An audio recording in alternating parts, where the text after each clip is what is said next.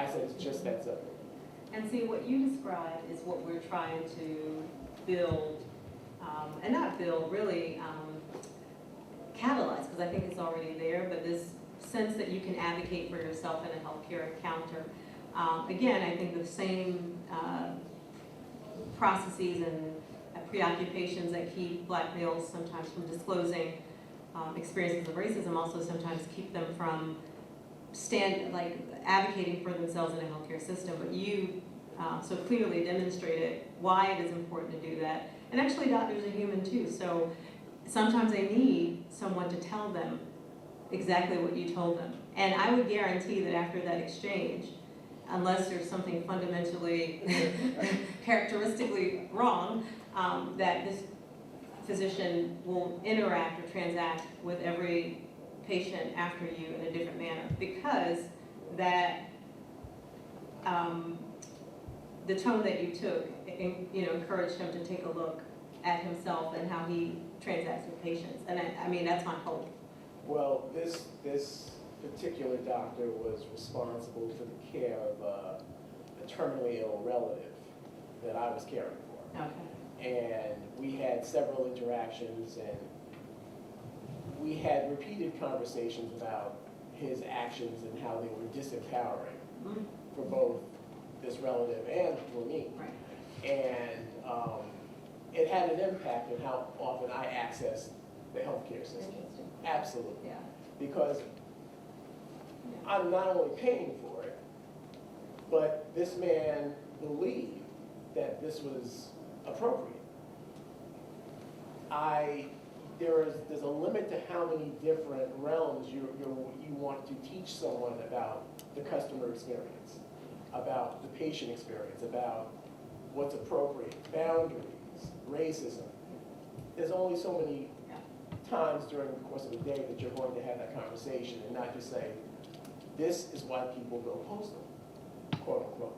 Yeah, and I think you described also one of the challenges with everyday racism and bringing it to a level of public discourse, because, as a person who's receiving the experience or who's experiencing it, it's an added burden to have to be the educator now to other people who are actually transgressing against you. So it's a conundrum, right? That I think we have to address, and I think the way to do that is not just simply by increasing cultural competency and people's understanding, but you have to create opportunities for people to confront their biases, and we all have them. I was just saying this to a group of students earlier today, that if we all took what they call the implicit assumption test, where they sort of tap your unconscious, we all would show biases in some direction. So none of us are immune from those, but the difference is, I guess, the opportunity that is presented by taking a moment to scan, again, as I was talking about personal motivations, your internal dialogue to it, to sift through that, I think is really critically important, especially if you're a provider and you're working in the service of others. So, yes. I was wondering if you or if others have looked at how those microaggressions are perpetuated by the criminal justice system.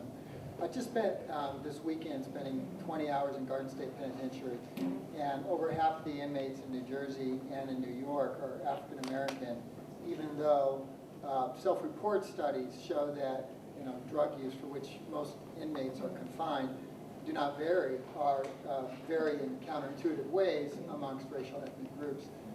And it's empowering in a way, but also very depressing to sit with inmates for 20 hours over a weekend. And you see the depth of their anger. They say hurt people hurt people. And it just goes back to so many interactions, either with other inmates or with the COs, and with the whole system, with the whole structure. So I was just wondering what kind of place the new Jim Crow, or the structure of racism within the criminal justice system, since that's our focus at John Jay, what relevance that might have for some of your findings.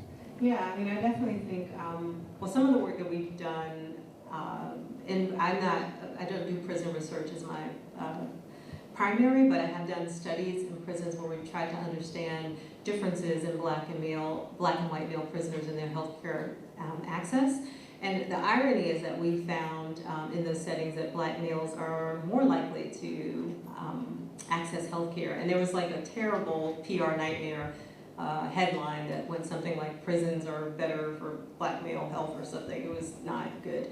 But I think what that tells us in terms of structural inequality is that the situations in our communities are so dire for Black males that they would get better health care in prison. I don't think it's a positive story at all. I don't think prisons are better. I think it's just, it really speaks to the lack of options for Black males in everyday life to access these kinds of services, and I think it's a sad indication of where we are. I think when we think about everyday racism in the prison setting, I think we do have to look at the people with which the prisoners transact with. And I again, like, we're all human and we live in a racialized society.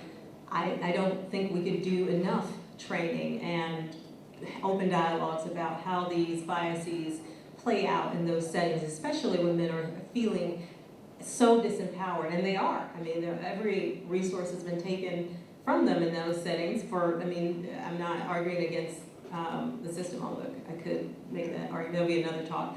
But I do think that we have to be aware, just as aware and vigilant about racism as it persists in those environments as we are out here. The problem is that people forget about people when they go to prison, and we sort of throw folks away.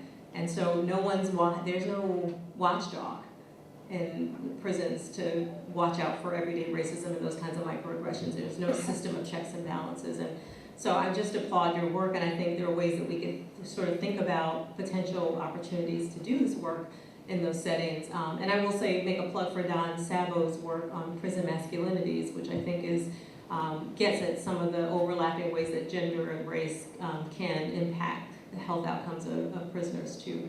So I think there's a lot of potential there. Yes, ma'am.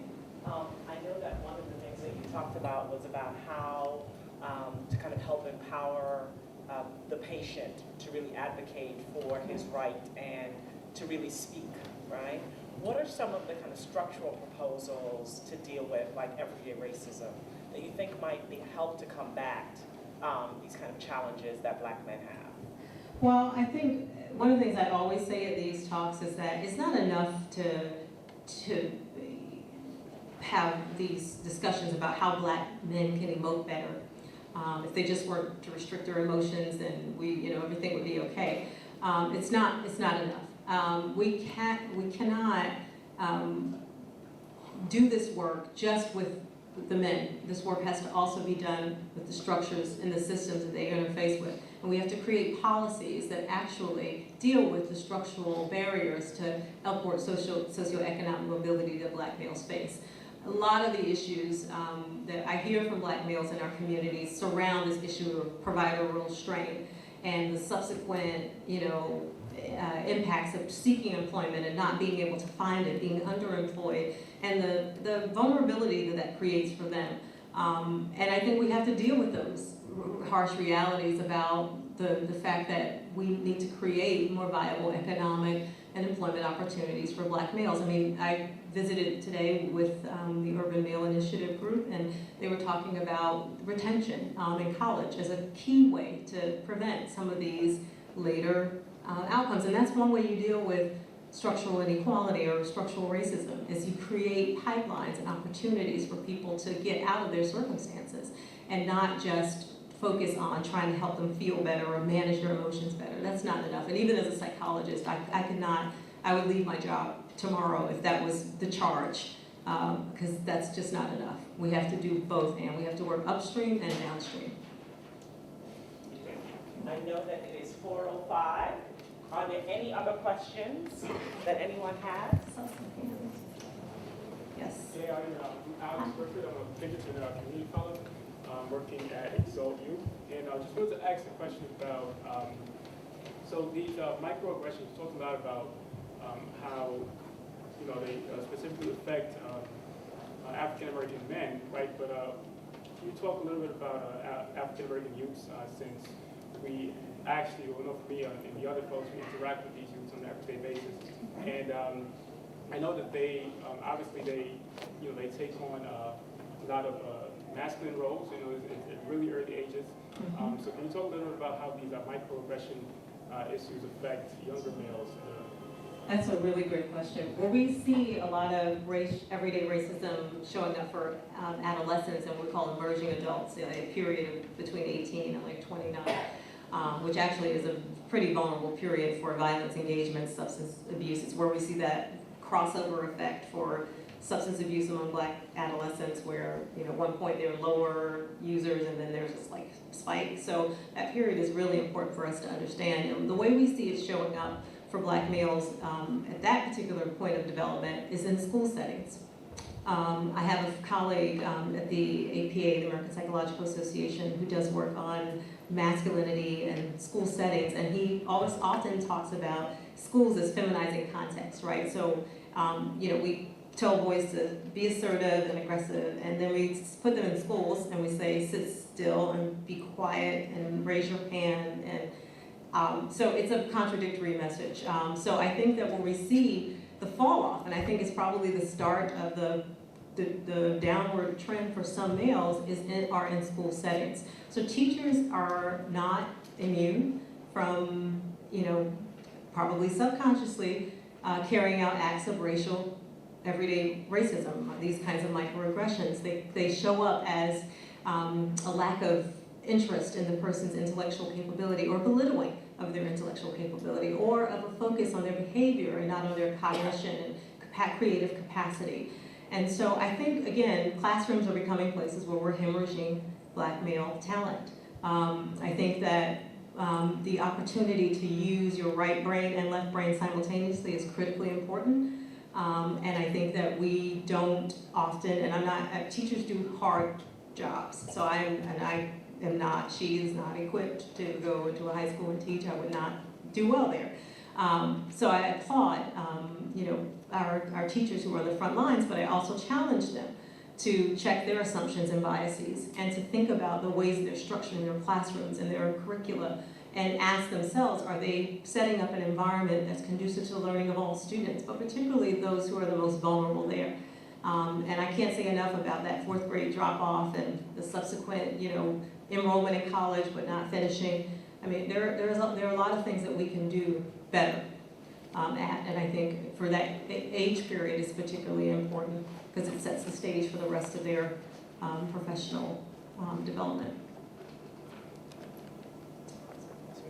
Okay, so I'd just like to say a few closing things, other than a very big thank you, is that one of the things that we have, this is the final speaker for the Black Male Injustice, and as I said before, when you walk into this new beautiful building, you see Educating for Justice.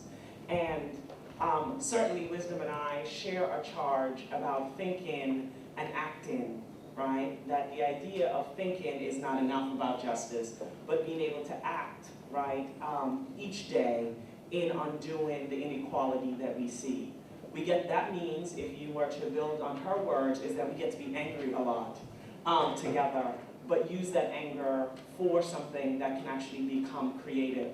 What I'm hoping that you do today as you leave this room, having heard the story not only of her grandfather, but of her work straight through to this time, is to remember that as young budding scholars, that a part of your charge is to figure out how you are going to educate yourself for justice, how you are going to mold your anger so that you can actually do something. And I hope that you will go and use the resource of the Prisoner Reentry Institute, the Pinkerton Fellowship, the resources here at the college, and that next year you will join us in a series of conversations that we hope to have as we expand this kind of domain around justice. So thank you very, very much.